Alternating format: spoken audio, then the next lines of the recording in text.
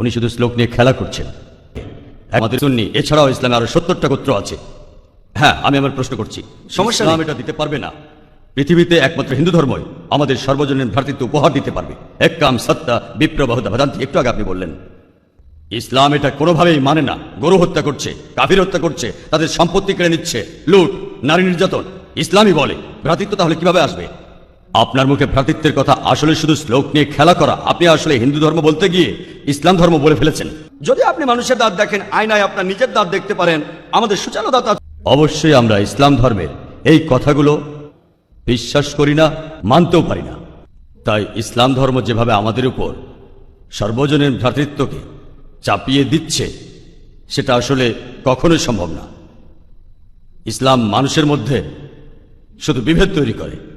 তাদের মধ্যেও আছে শিয়া, সুন্নি, এছাড়াও ইসলামে আরো 70টা গোত্র আছে। হ্যাঁ, আমি আমার প্রশ্ন করছি, সমস্যা ইসলাম নেই। এটা দিতে পারবে না। পৃথিবীতে একমাত্র হিন্দু ধর্মই আমাদের সর্বজনীন ভ্রাতৃত্ব উপহার দিতে পারবে। একাম সত্তা বিপ্র বহুদা ভদান্তি, একটু আগে আপনি বললেন ইসলাম এটা কোনোভাবেই মানে না। গরু হত্যা করছে, কাফির হত্যা করছে, তাদের সম্পত্তি কেড়ে নিচ্ছে, লুট, নারী নির্যাতন।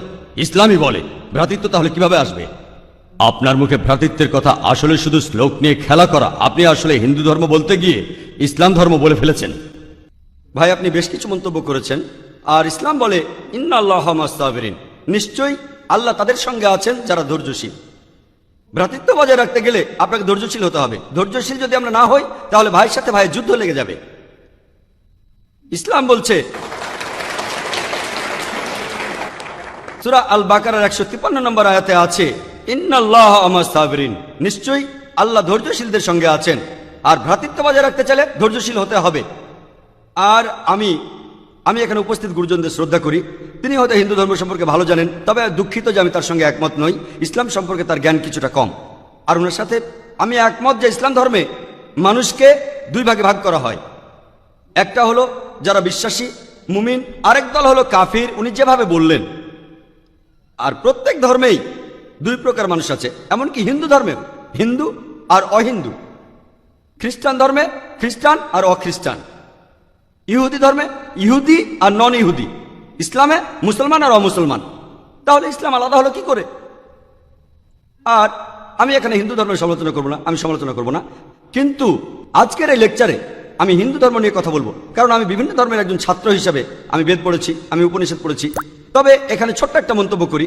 হিন্দু ধর্মগ্রন্থ বেদে আছে যে এই মানুষ জাতি সৃষ্টি হয়েছে সর্বশক্তিমান ঈশ্বরের 4টে অংশ থেকে। তার মাথা থেকে এসেছে ব্রাহ্মণ, বুক থেকে এসেছে ক্ষত্রিয়, আর উরু থেকে বৈশ্যরা ব্যবসায়ী জাত, আর পা থেকে শূদ্ররা বর্ণপ্রথা।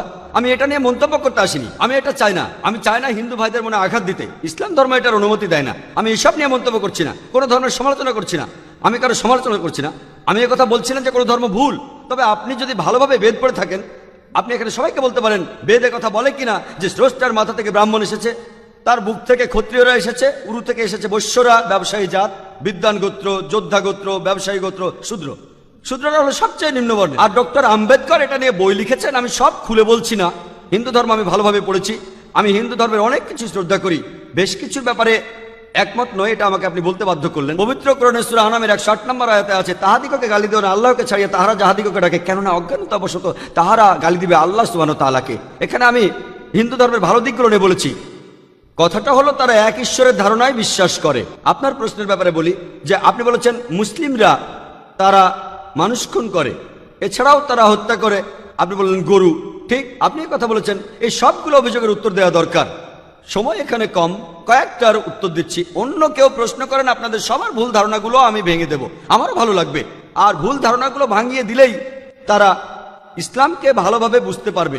এজন্য আমার লেকচারে সবসময় একটা প্রশ্নোত্তর পর্ব থাকে। আর আমরাও বলি যখন কেউ সমালোচনা করে আমারও ভালো লাগে। যত বেশি সমালোচনা হবে তত বেশি বোঝাতে পারবো, তত ভালো করে ইসলামকে বুঝতে পারবেন। আমি সেটাই করি। ইসলামও বলে সত্যকে ছড়িয়ে দিতে হিকমার সাথে। পবিত্র কোরআনে সূরা নেহালের 125 নম্বর আয়াতে আছে উদু ইলা সাবিলি রাব্বিকা বিল হিকমা ওয়াল মাউযিতিল হাসনা ওয়াজাদিলুম বিল্লাতি আহসান। মানুষকে প্রতিপালকের পথে আহ্বান করো হিকমত আর সদুপদেশ দ্বারা, আর উহাদের সহিত তর্ক করবে সবচেয়ে উত্তম পন্থায়। যখন বলা হয় আমরা আমিষ খেতে পারবো কিনা, গরু ছাগল কোরবানি দেয় ইত্যাদি, আর অনেক অমুসলিমই বলবে মুসলমান আপনারা সবাই নিষ্ঠুর মানুষ, প্রাণী হত্যা করেন। ভাই আপনাদের আমি বলি একজন মুসলমান খুব ভালো মুসলমান হতে পারে, এমনকি যদি সে পুরোপুরি ভেজিটেরিয়ান হয়। এটা বলা হয়নি যে আপনাকে অবশ্যই ভেজিটেরিয়ান হতে হবে ভালো মুসলিম হতে গেলে, কিন্তু পবিত্র কোরআনে অনেকবারই বলা হয়েছে যখন তুমি মাংস খেতে পারো তখন মাংস খাবে না কেন। পবিত্র কোরআনে সূরা মাইদার 1 নম্বর আয়াতে উল্লেখ আছে, বলা হয়েছে যে ইয়া আইয়ুহাল্লাযিনা আমানু, হে মুমিনগণ, তোমাদের অঙ্গীকার পূর্ণ করিবে আর তোমাদের জন্য কিছু চতুষ্পদ প্রাণীকে হালাল করা হইয়াছে আর কিছু প্রাণী হারাম। পবিত্র কোরআনে সূরা নাহলের 5 নম্বর আয়াতে উল্লেখ আছে যে আল্লাহ চতুষ্পদ জন্তু সৃষ্টি করিয়াছেন যাহাতে তোমরা শীত নিবারণ করিতে পারো এবং উহাতে বহু উপকার রহিয়াছে এবং উহা হইতে তোমরা আহার করিয়া থাকো। পবিত্র কোরআনে সূরা মুমিনুনের 21 নম্বর আয়াতে উল্লেখ আছে তোমরা চতুষ্পদের মাংস আহার করিতে পারো। আমরা জানি যে আমিষে, এখানে অনেক ডাক্তার আছেন, আমি একজন মেডিকেল ডাক্তার, এতে অনেক প্রোটিন আছে, প্রচুর আয়রন আছে, আর এগুলো খুবই সুস্বাদু।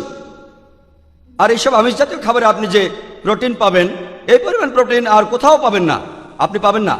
নিরামিষের মধ্যে সয়াবিনে আপনি সবচেয়ে বেশি প্রোটিন পাবেন, সেটাও আমিষের প্রোটিনের চেয়ে অনেক কম। আর এবার আমি গরু হত্যা নিয়ে কিছু কথা বলি।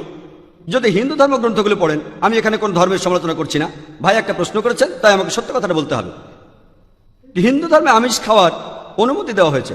হিন্দু ধর্মগ্রন্থে দেখবেন সাধুসন্তরা আমিষ জাতীয় খাদ্য খায়, এমনকি গরুর মাংস। পরবর্তীতে অন্যান্য বেশ কিছু ধর্মের প্রভাবে, যেমন ধরুন জৈন ধর্ম ইত্যাদি, মানুষের উপর অহিংসার দর্শনের প্রভাব এসে পড়লো, তারা প্রাণী হত্যা বাদ দিল, তারা এই দর্শনটাকে তাদের জীবনধারায় যোগ করলো। তবে ইসলাম ধর্ম প্রাণীদের অধিকারের কথা বলে থাকে। শুধু প্রাণীদের অধিকার নিয়ে আমি একটা লেকচার দিতে পারি। পবিত্র কোরআনে আছে পশুর উপর বেশি বোঝা চাপিও না, তাদের প্রতি সদয় হও, তাদের খাদ্য দাও, কিন্তু প্রয়োজনে তোমরা তাদের মাংসও খাইতে পারো। আর যদি আপনি অন্যান্য ধর্মগুলো ভালোভাবে দেখেন, অনেকে আমিষ খেতে বারণ করেছে। এই দর্শনের ভিত্তিটা হলো এই যে আপনি প্রাণী হত্যা করবেন না, কারণ তাদের জীবন আছে, সে কারণে আমিষ খাওয়াটা অন্যায়। আমি এর সাথে একমত। যদি কোনো মানুষের পৃথিবীতে মানুষ হত্যা না করে থাকে, সেখানে আমিই থাকবো সবার উপরে। সর্বজনীন ভ্রাতৃত্ব হিন্দু ধর্মে আছে যে সব প্রাণী আপনার ভাই। প্রত্যেক প্রাণী হোক সে সাপ, পাখি অথবা পতঙ্গ। আমি আপনাদের একটা প্রশ্ন করছি যে কোন মানুষটা হাজার হাজার ভাইকে না মেরেও 5 মিনিটের জন্য বেঁচে থাকতে পারে? এখানে যারা মেডিকেল সায়েন্স পড়েছেন তারা ভালো বুঝতে পারবেন যে আপনারা যখন নিঃশ্বাস নেন তখন আপনার শরীরে প্রচুর ময়লা জীবাণু ঢুকে, সেগুলোকে মেরে ফেলেন। তার অর্থ এই ধর্মে বাঁচার জন্য আপনার ভাইদের আপনি মেরে ফেলছেন। ইসলামের সর্বজনীন ভ্রাতৃত্ব বলে মানুষ জাতির প্রত্যেকেই আপনার ভাই। বিশ্বাসের ভ্রাতৃত্বে প্রত্যেক মুসলমানই ভাই ভাই, প্রত্যেক প্রাণীই আমার ভাই নয়। তবে অন্য প্রাণীদের রক্ষা করতে হবে, তাদের ক্ষতি করবেন না, বিনা কারণে তাদের অত্যাচার করবেন না, তবে প্রয়োজন হলে সেগুলোর মাংস খেতে পারেন। ইসলামের সর্বজনীন ভ্রাতৃত্ব বলে মানুষ জাতির প্রত্যেকেই আপনার ভাই।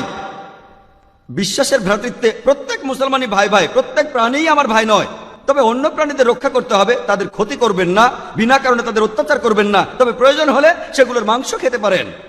তাই যে দর্শন বলে আমিষ খাবার খাওয়া অন্যায়, কারণ এখানে আপনি প্রাণী হত্যা করছেন, বিজ্ঞান প্রমাণ করেছে, এমনকি গাছপালারও জীবন আছে, আপনারা জানেন। তাই একথা এখানে খাটছে না যে প্রাণী হত্যা করা অন্যায়। তাই এখন তারা যুক্তিটা পাল্টে বলল যে আচ্ছা, গাছেরও জীবন আছে, তবে তারা ব্যথা অনুভব করে না, তাই গাছ হত্যার চেয়ে প্রাণী হত্যা অনেক বড় অপরাধ। আর আজকের দিনে বিজ্ঞান উন্নত হয়েছে, আমরা জানি গাছও ব্যথা অনুভব করে, এমনকি গাছও কাঁদতে পারে, গাছেরও ভালো লাগতে পারে। তাই গাছ ব্যথা অনুভব করে না, এটা টিকলো না। এখানে ব্যাপারটা হলো যে গাছের কান্না মানুষ শুনতে পায় না, কারণ মানুষ কানে যে শব্দ শোনে সেটা সীমা 20 সাইকেল পার সেকেন্ড থেকে 20,000 সাইকেল পার সেকেন্ড। এই সীমার মধ্যে কিছু হলে মানুষ সেটা শুনতে পায়, এই সীমার নিচে বা উপরে মানুষ কিছু শুনতে পায় না। যেমন ধরুন কেউ যদি ডগ হুইসেল বাজায়, ডগ হুইসেল চেনেন, যেটাকে বলে সাইলেন্ট ডগ হুইসেল। যখন কেউ এই হুইসেল বাজায়, এটা সীমা হচ্ছে 20,000 সাইকেল পার সেকেন্ডের উপরে, 40,000 সাইকেল পার সেকেন্ডের নিচে। কুকুর 40,000 সাইকেল পার সেকেন্ড পর্যন্ত শুনতে পায়। তাই কেউ যদি হুইসেল বাজায়, কুকুর হুইসেলটা শুনতে পারে কিন্তু মানুষ শুনতে পায় না, এটাকে বলা হয় সাইলেন্ট ডগ হুইসেল। একইভাবে গাছপালার যে কান্নাকাটি আমরা মানুষরা কিছুই শুনতে পাই না, তবে গাছও কাঁদে, তারাও ব্যথা অনুভব করে। আমাদের একজন ভাই বললেন, যিনি বিষয়টা নিয়ে বেশ তর্ক করছিলেন, আর আমাকে বললেন, ভাই জাকির, আপনার কথা আমি মেনে নিলাম যে গাছপালারও জীবন আছে, তারাও ব্যথা অনুভব করে, তবে আপনি কি জানেন যে গাছের 2টো ইন্দ্রিয় কম আছে, তাদের 3টা ইন্দ্রিয় আছে, পশু পাখির ইন্দ্রিয় আছে 5টি। তাই গাছপালা হত্যার চেয়ে পশু হত্যা করা অনেক বড় অন্যায়। আমি তাকে বললাম যে ভাই, ধরুন আপনার একজন ছোট ভাই আছে, সে ছোটবেলা থেকে বোবা আর কালা, দুটো ইন্দ্রিয় কম। সে বড় হওয়ার পরে কেউ একজন তাকে খুন করে ফেললো, আপনি কি বিচারককে বলবেন ও মাই লর্ড, এই খুনিকে কম শাস্তি দিন কারণ আমার ভাইয়ের দুটো ইন্দ্রিয় কম ছিল, এই কথাই বলবেন? আপনি বলবেন ও মাই লর্ড, তাকে দ্বিগুণ শাস্তি দিন কারণ সে একজন নিষ্পাপ মানুষকে হত্যা করেছে। তাই ইসলামে এটা কোনো যুক্তি নয় যে দুটো বা তিনটা ইন্দ্রিয়। পবিত্র কোরআনে সূরা বাকারার 168 নম্বর আয়াতে আছে, যে বৈধ খাদ্যবস্তু আছে তাহা তোমরা আহার করো। তার অর্থ যেগুলো বৈধ আর হালাল খাবার সেগুলো খেতে পারো। আর এ কারণে আপনারা দেখতে পাবেন যে গবাদি পশু, আল্লাহ সুবহানাহু ওয়া তাআলার ইচ্ছায় গবাদি পশু বংশ বিস্তার করে বেশ তাড়াতাড়ি, মানুষ এবং অন্যান্য পশুর তুলনায় বেশ তাড়াতাড়ি দ্রুত বংশ বিস্তার করে। যদি আপনার কথা মেনে নেই যে মানুষ কোনো গবাদি পশু খাবে না, তাহলে পৃথিবীতে গবাদি পশুর পরিমাণ অনেক বেড়ে যাবে, অনেক বাড়বে। আর বললেন গরু হত্যা করা, এ নিয়ে বই লিখেছেন মৌলানা আব্দুল করিম পারেক। গো হত্যা, গরু কোরবানি কে জন্য দায়ী? যদি ভালোভাবে দেখেন, যারা চামড়া নিয়ে ব্যবসা করে, গরুর চামড়া, মুসলিম অমুসলিম উভয়ই আছে, চামড়া, গরুর চামড়া, তারা এটা করে। তাই এটা থেকে যারা উপকার পাচ্ছে এই গোহত্যা থেকে, তাদের মধ্যে মুসলিমদের চেয়ে অমুসলিমরাই বেশি।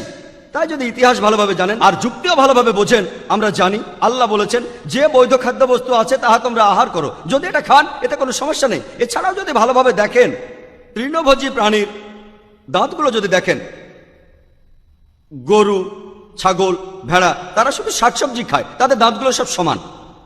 যদি আপনারা মাংসাশী প্রাণীর দাঁতগুলো ভালোভাবে খেয়াল করেন, সিংহ, বাঘ, চিতাবাঘ, তাদের দাঁতগুলো খুব সুচালো, তারা শুধু মাছ মাংস খায়। যদি আপনি মানুষের দাঁত দেখেন, আয়নায় আপনার নিজের দাঁত দেখতে পারেন, আমাদের সুচালো দাঁত আছে, সমান দাঁতও আছে। যদি সর্বশক্তিমান ঈশ্বর আমাদের শুধু নিরামিষই খেতে বলতেন, তাহলে আমাদের সুচালো দাঁত দিলেন কেন? কেন? আমিষ খাওয়ার জন্য। যদি আপনারা তৃণভোজী প্রাণীদের পরিপাকতন্ত্র ভালোভাবে খেয়াল করেন, গরু, ছাগল, ভেড়া, তাদের পরিপাকতন্ত্র শুধু নিরামিষই হজম করতে পারে। মাংসাশী প্রাণীগুলোর পরিপাকতন্ত্র, বাঘ, সিংহ, চিতাবাঘ, তারা শুধুমাত্র আমিষ হজম করতে পারে। আর আমাদের মানুষের পরিপাকতন্ত্র আমিষ নিরামিষ দুটোই হজম করতে পারে। যদি সর্বশক্তিমান ঈশ্বর আমাদের শুধু নিরামিষই খেতে বলতেন, তাহলে কেন এমন পরিপাকতন্ত্র দিলেন যেটা আমিষ নিরামিষ দুটোই হজম করতে পারে? তাই বিজ্ঞান নিয়ে যদি পরীক্ষা করেন, সৃষ্টিকর্তা আমাদের আমিষ নিরামিষ দুটোই খাওয়ার অনুমতি দিয়েছেন। আশা করি উত্তরটা পেয়েছেন। যদি আপনার অন্য কোনো প্রশ্ন, কোনো ভুল ধারণা থাকে, আমি আনন্দের সাথে তার উত্তর দেব। একবারে একটা ধারণা বলবেন যাতে আমি তা দূর করার সময় পাই। আপনাকে ধন্যবাদ।